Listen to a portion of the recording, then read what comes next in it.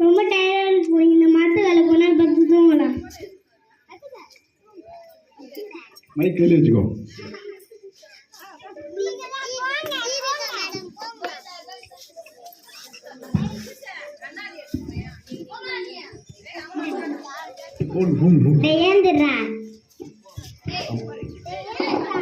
ஏந்திரா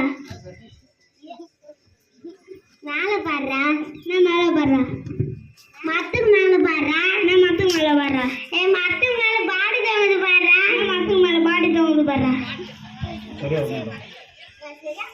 சரியா வரமாட்டாண்டி. அடிக்கிறீங்க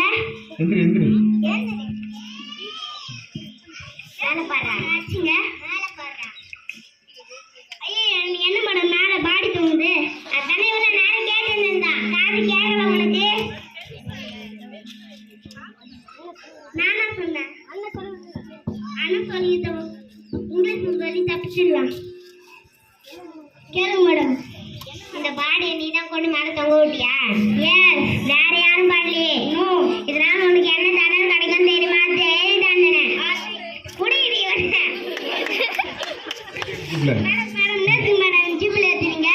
நீ தானடா சொன்ன இந்த பாடியை மேலே கொண்டு தொங்க விட்டேன்னு கேட்டல, அதுக்கு எஸ்ன்னு சொன்ன. எஸ்னா என்ன அர்த்தம் தெரியுமா? ஆமான்னு அர்த்தம். வேற யாரும் பண்ணலையான்னு கேட்டா நோன்னு சொன்னேன். நோன்னு என்ன அர்த்தம் தெரியுமா? வேற யாரும் இல்லைன்னு அர்த்தம். இதனால உனக்கு என்ன தண்டனை கிடைக்கும்னு கேட்டா ஜெயில் தண்டனைன்னு சொன்னேன். ஆண்ட்ராய்டுன்னு சொன்னேன். ஆண்ட்ராய்டுன்னு ஓகேன்னு அர்த்தம். ஜீப்பில் ஏற்றுக்கிட்டீங்கண்ணே. மேடம் மேடம் விடுங்க மேடம், மக்கள் ஒரே மெசேஜ் மேடம் சொல்லிட்டு வந்துடுறேன். சொல்லி சொல்லுறேன் மக்களே. ஆனால் ஒரே இங்கிலீஷ் வச்சு